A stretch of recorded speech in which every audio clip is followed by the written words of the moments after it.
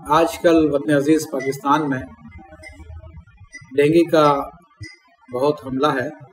اور بہت سارے لوگ ڈینگی کے مرض کا شکار ہو چکے ہیں۔ تو اس کے لیے بزرگان دین کی طرف سے ایک وظیفہ ہے جو حضرت خواجہ خاقان سیدنا غریب نواز رحمۃ اللہ تعالیٰ علیہ نے امت مسلمہ کو دیا، اور اس کا طریقہ یہ ہے کہ جس کو بھی ڈینگی کا مرض ہے یا کوئی بھی بڑا مرض ہے، بڑی بیماری ہے، تو اس کے لیے سورہ فاتحہ 41 بار پڑھی جائے، وہ بھی اس طرح سے کہ ہر مرتبہ بسم اللہ کے ساتھ،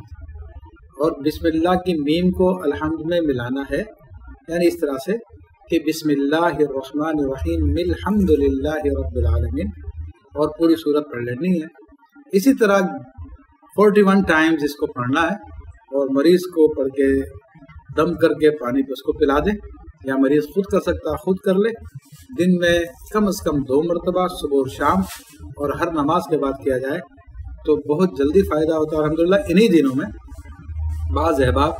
جو ڈینگی کے مرض میں مبتلا ہوئے، ہاسپٹلائز ہوئے، جب ان کو یہ وظیفہ دیا گیا، ان پہ عمل کیا گیا، تو الحمدللہ 2-3 دن میں وہ ٹھیک بھی ہو گئے اور ان کی جسم کی کمزوری بھی دور ہو گئی۔ تو اس وظیفے کو عام کر سکتے ہیں تاکہ زیادہ سے زیادہ امت مسلمہ کو اس کے ذریعے فائدہ پہنچے۔ اور اس حوالے سے ایک سہولت یہ بھی ہے کہ سورہ فاتحہ کا دم کیا ہوا پانی بروز جمعرات جامع مسجد یاسین آباد فیڈرل بی ایریا میں نزد شیل پیٹرول پمپ کے،